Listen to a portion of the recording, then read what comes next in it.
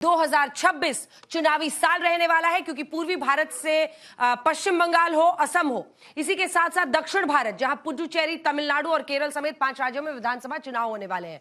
केरल को छोड़कर 4 राज्यों में मार्च अप्रैल के बीच तक विधानसभा के चुनाव खत्म हो जाएंगे। इन राज्यों में विधानसभा चुनाव इसलिए और अहम है क्योंकि चुनाव आयोग की तरफ से वोटर लिस्ट विशेष गहन पुनरीक्षण यानी एसआईआर के बाद यहां वोटिंग होगी।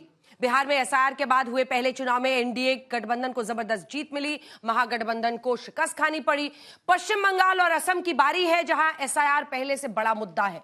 पश्चिम बंगाल में ममता बनर्जी की अगुवाई में 1.5 दशक यानी 15 साल से उनकी सरकार चल रही है, और अगर वो ऐसा कुछ कर लेती है जैसा नीतीश कुमार ने किया है तो वो 20 साल तक वहां शासन में रहेंगी, लेकिन बीजेपी उनको चैलेंज कर रही है। वहीं असम जहां पर बीजेपी की इस वक्त सरकार है, पुडुचेरी जहां पर बीजेपी की इस वक्त सरकार है, लेकिन तमिलनाडु जैसे राज्य में आज तक कभी बीजेपी ना अकेले ना किसी के साथ सरकार में आई ही नहीं है।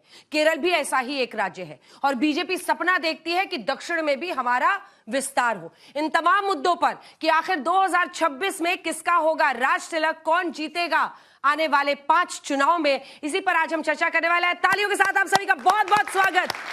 तमाम जनता जो यहां पर मौजूद है, छात्र जो आज सवाल पूछेंगे, लेकिन इससे पहले कि हम सवालों की शुरुआत करें, ये रिपोर्ट।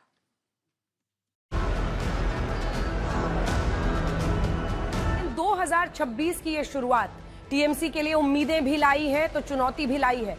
पश्चिम बंगाल में चुनाव की उल्टी गिनती शुरू है और बीजेपी ने अब की सबसे ज्यादा ताकत से वहां ममता युग खत्म करने की कोशिश के संकेत दे दिए हैं।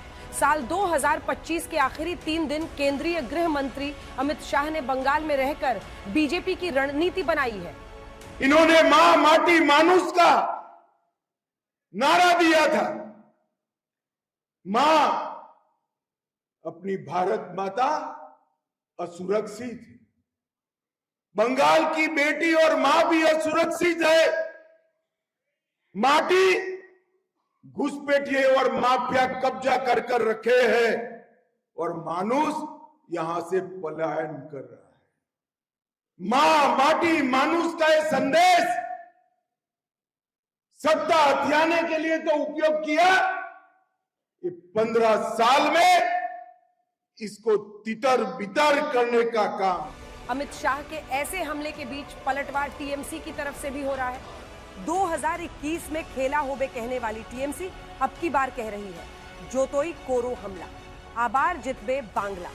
আপনার সর্বশক্তি লাগিয়ে আপনি প্রয়োগ করুন, যতই করো হামলা আবার জিতবে বাংলা।